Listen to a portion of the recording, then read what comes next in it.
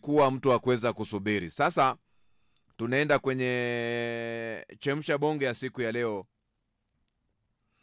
Chemsha bonge ya siku ya leo, ambapo hivi leo ni siasa ambayo ninajaribu kuiwasilisha, na wakati mwingine katika hatua ambapo nawasilisha mada umekaa ukatazama, na kwa sababu kituo hiki kinasikika katika mawanda mapana kwenye mataifa mengi, siasa zinaweza patikana kwenye familia ama kwenye taifa. Siasa huwa zinapatikana kwenye jamii. Ugomvi unaweza kujitokeza.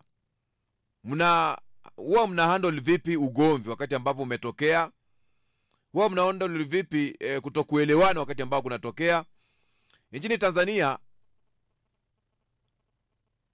mbunge ambaye ni Gwajima, askofu huyu, amewasilisha hoja yake.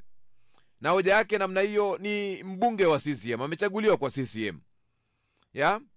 Na hili linajitokeza, na maana yake wanaharakati wanapambana kupata haki zao na za kidemokrasia. Lakini muda huo huo ukitazama unaona kwamba chama tawala kina marumbano. Yale marumbano ya ndani kwa ndani. Mwenyekiti wa chama tawala anapambana vita yake, lakini vijana wake wanapigana wao kwa wao.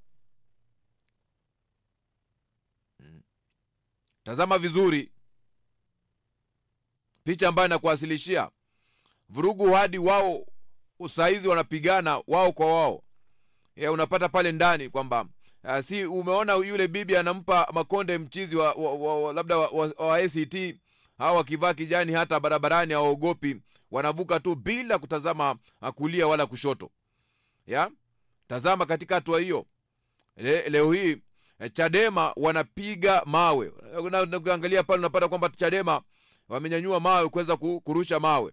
Na katika hatua hiyo, tazama tu vizuri katika hatua hiyo unapata kwamba Chadema wanarusha mawe. Inabidi hivyo, maana hawana nguvu za dola. Sasa wanatumia maguvu zote ambao wanaweza kupata wenyewe kwa wenyewe, wanapigana. Hawajaridhika kupiga wananchi rangi nyekundu pale. Huyo mama hapo hana huruma. Unampata pale hivi anamsindikiza kabisa. Hii ni swala ambalo linajitokeza. Kuna baadhi ya wanachama wa CCM waliokuwa wapo gizani wameshatambua madudu ambayo yanajitokeza. Kwa mfano, naona Gwajima anatoka wazi na kuweza kusema haya na haya yaweze kurekebishwa.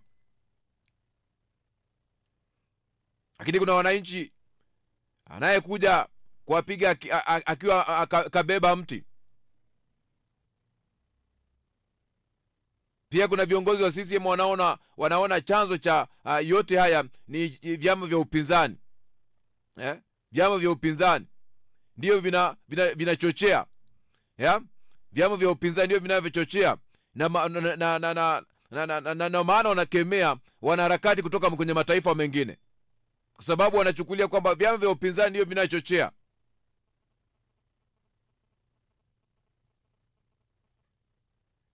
Iwapo wewe kama kiongozi unakabili vipi masuala, iwapo kuna mada kwenye taifa ambapo umo ndani na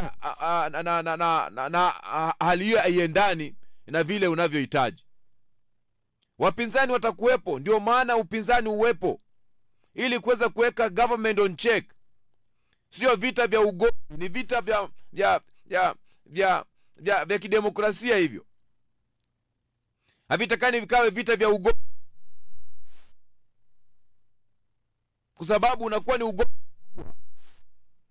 Wanaweza kuwa nagombana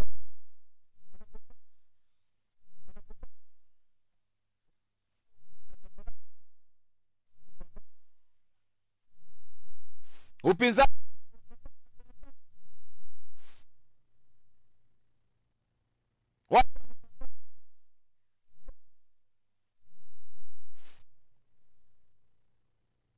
Sio kwenye utekaji nyara.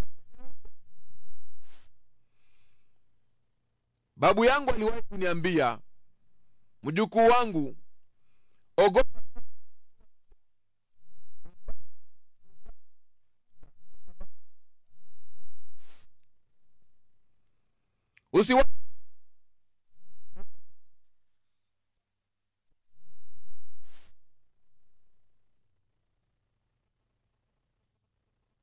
Babu yangu aliniambia hilo wakati nilikuwa bado kijana mdogo sana. Wewe tazama ndio tofauti wanasiasa wanapouza sera zao kwenye shida, hata kwenye taifa la Kenya.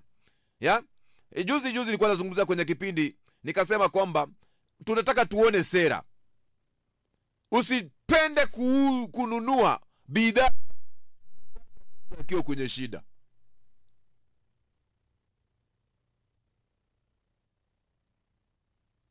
Kwa sababu nyingine ni kulumbisha taifa.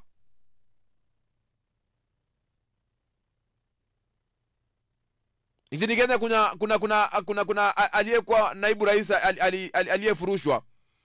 Ametengeneza chama chake na anakiuza. Lakini sera ndio imenifanya wazo ambalo mjukuu wangu, ogopa sana kununua bidhaa ambayo muuzaji anauza kwa sababu ana shida. Ogopa. Leo hii ningependa sana uweze kutafakari hayo. Wanasiasa wanapokuja na wanafungua midomo kuzungumza, jiulize wanazungumza masuala ambayo yatajenga ama ni masuala ambayo yatabomoa.